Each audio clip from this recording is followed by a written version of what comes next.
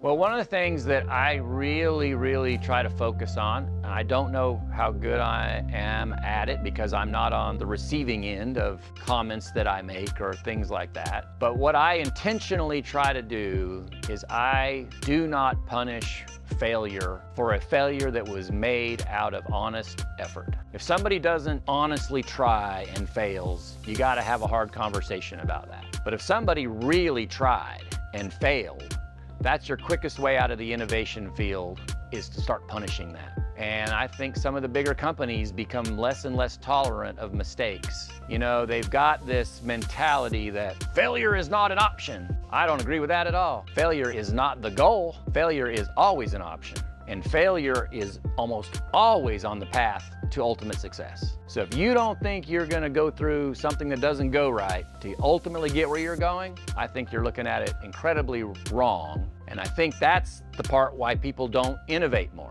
is they look at that path and they go, well, what happens if this? What happens if that? And they don't go. And so that's kind of my job, is to remove those barriers. So I told you my dad was a banker. He was conservative. One of the pieces of advice that he gave me was, he was like, Bob, you know, you can do a lot of things in your life. He said, just don't put the dominoes too close to each other on the table. That's what we have done here. We have never taken a project that we bet the company on.